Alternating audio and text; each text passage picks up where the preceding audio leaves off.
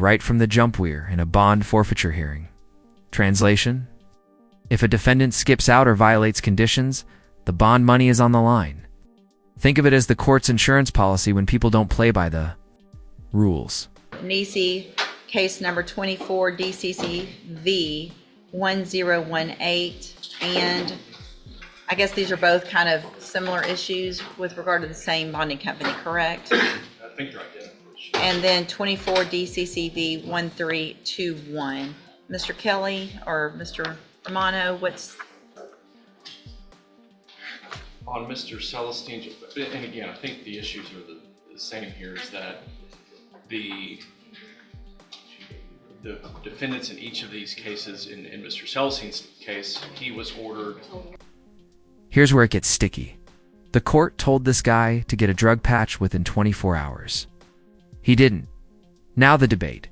Should the bondsman be punished, or is this strictly between the defendant and the court? Spoiler, bondsmen are not loving the setup. I think by the court to get a drug patch on one setting, give it 24, 48 hours, go get a drug patch, come back, or give us notice that you've done so, and for whatever reason didn't. So my interpretation of that is a bond that should have been revoked by the court, not forfeited, or left Mr. Romano and his company responsible. That was an issue between Mr. Celestine and the court. I think the issue is the same. Did I, well, I mean, if he... You ordered it in court one day. He apparently showed up to court, and we weren't notified at the jail that he had to have one. So his first day, you showed up and said you need to have a drug patch within 24 hours. It didn't get done. We didn't know it didn't get done, and so the next 4 days we moved the hearing up, and he didn't show up to court. So that's kind of the issues on both of these. But if I had, did you not know about the court dates? That's the judge cutting through the noise. Did you or did you not know about the date? Because in bond world, missing court is the ultimate deal breaker. I mean, regardless of if there's a bond violation, a lot of times what I'll do is, if it comes to my attention through Ms. Werner will get the emails from whoever it is that they're supposed to have a GPS or a drug patch, and then if I get some type of referral back from them that says either they're not wearing it, or they didn't get it, or they tested positive, sometimes if it's a positive, I'll at that point just raise the bond and do an at-large without proper bond. If sometimes though, I'll, instead of waiting till the next court date for these violations, I'll move it up a week or two.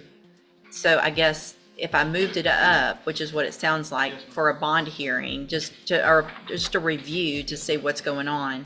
Are you saying you didn't know about that date? No, we knew about the court date. What I'm stating here is when we did the bond, the drug patch was not a part of the bond that we did with the client. That was a condition between the court and Mr. Celestine on this actual situation. Right. And basically, what I'm saying here is some of these bond conditions are setting us up for failure.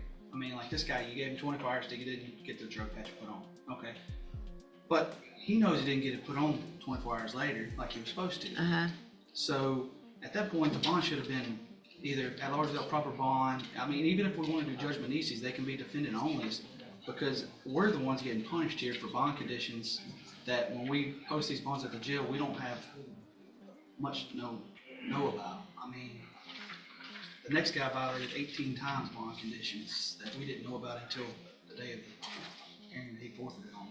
Yeah, may I respond? Yeah. There's a couple of things. Number one, if the bondsmen want to know what conditions. Translation: show up or shut up. The court's basically saying, if you're a bondsman and you don't want surprises, plant yourself in the courtroom. But realistically, they can't be everywhere at once. Cue the frustration. What changes are being made here in the courtroom, they should attend the hearings. It's not appropriate for the court to. Well, let me stop y'all. I think the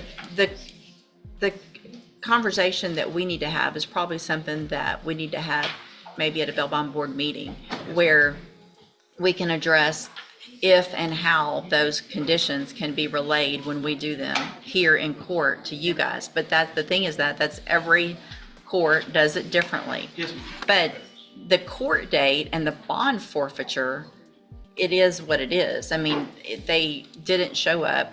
You're not saying you didn't know about the court date.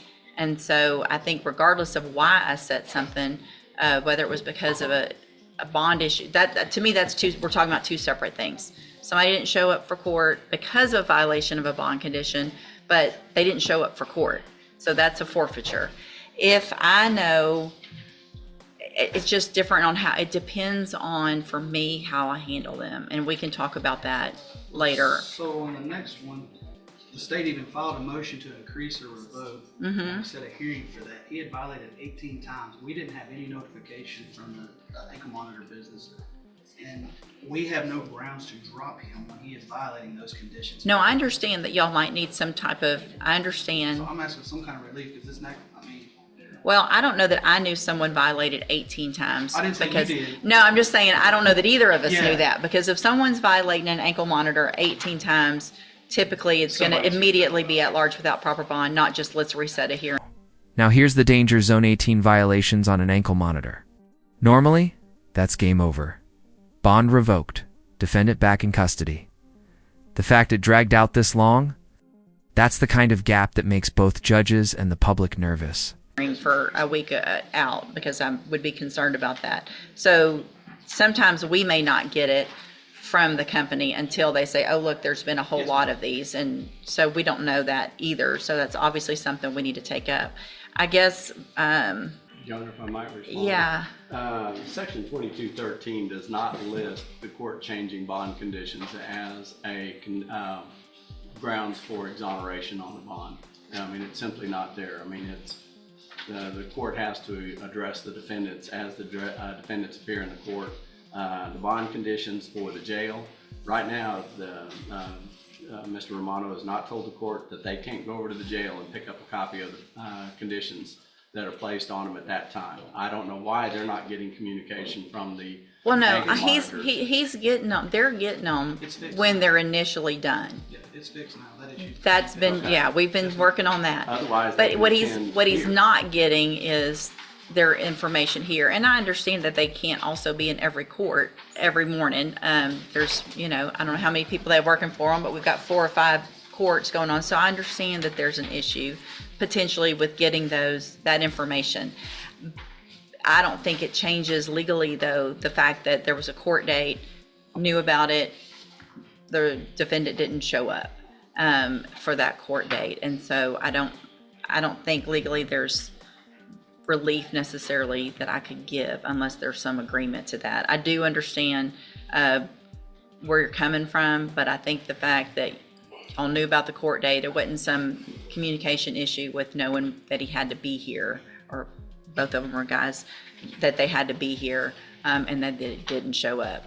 I understand what you're saying. If you knew that there were those violations ahead of time, maybe y'all would have filed an AFRS or whatever. That's part of what I'm saying is we can't. We do bail bond agreements with these people, and it spells out what grounds we have. Right. So these violations have to come from the court as far as the issuing of warrants, and I can't even go rearrest them. We have a investigations company, but I can only go pick up on our forfeitures.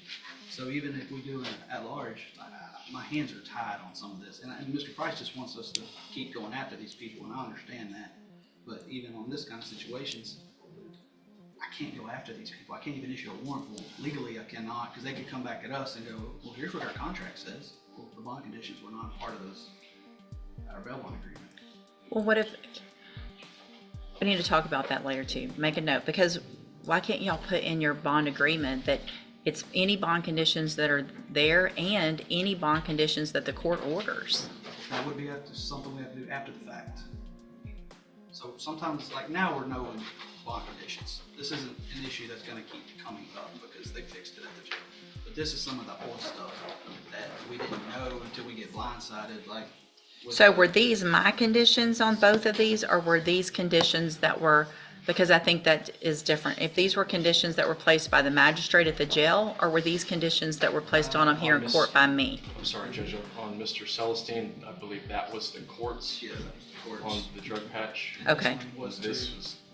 These were the court's standard conditions because they're One's a general felony. violations anyway. Mr. Ortiz, I think, is going to be yours also. Okay, so these weren't the jail issue. Okay, all right. Then I'm going to grant the forfeitures in each case, and then And there it is. The hammer drops. Forfeitures granted. The bondsmen eat the cost. The court gets its order and the takeaway. In the world of bond hearings, communication breakdowns aren't just inconvenient. They're expensive. we can discuss somehow, if you gotta get with all the courts though, to figure out a way to get bond conditions that are placed on them after the fact by the court, which happens all the time. And so I don't know, really, other than y'all being here, but we can try to work something out. But I don't think that's necessarily the issue's going to be getting everybody to do it the same. But we can talk about it at Bail Bond Board. All right.